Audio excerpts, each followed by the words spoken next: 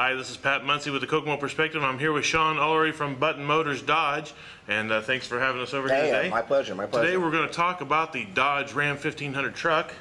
I'm not much of a truck guy, but this was really my first time behind the wheel of a truck, and I was kind of impressed with the ride and the gas mileage on this thing.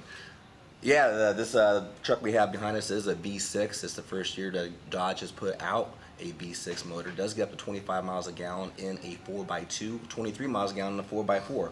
What we have behind us right now is a 4x4. I do encourage everybody to come and take a drive in the new V6 with 8-speed transmission. Yeah, I got about 22 miles a gallon in city driving, which I was very impressed with something of this size. It had plenty of power when I needed it. I didn't get a chance to do any towing with it since I'm actually kind of borrowing the vehicle from you guys.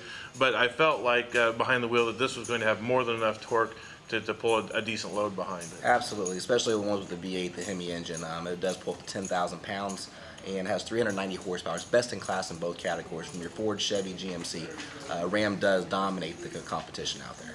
Now, I was surprised that this actually had an 8-speed transmission in it, which is made here in Kokomo. It's the first time that I believe an 8-speed has been put into a light-duty truck. That is correct. And so that's going to increase your acceleration in your lower gears, and I noticed that immediately. And you don't sacrifice any power really when you're going up hills or going through some mixed terrain. So really, it's a great all-purpose vehicle. Inside, I was really impressed with the amount of space in it. I'm kind of tall from the waist up, so I'm usually scraping my head in the compact car, but I had no problems like that inside this Dodge Ram.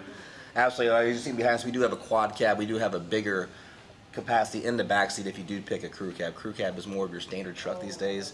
We still do have the quad cab for an option. It does save you a little bit of money. Now, you said that in this newer model, I did not have anything but a conventional stick. But you say that this has a different type of a gear mechanism? Yeah, it's kind of like it's like a, I don't know, it's a little roll clock. It's kind of like what your headlights would be when you turn it from automatic to on or off. This has this little roll, and it goes from reverse drive to first or second gear.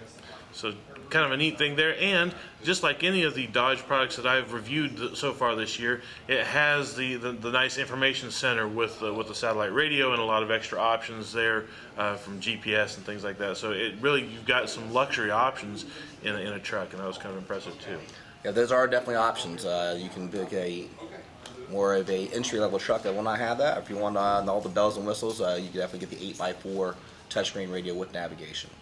So what's the starting price on a base model for the 1500? Around $28,000. And if I want to get something that would be more of a family-oriented model?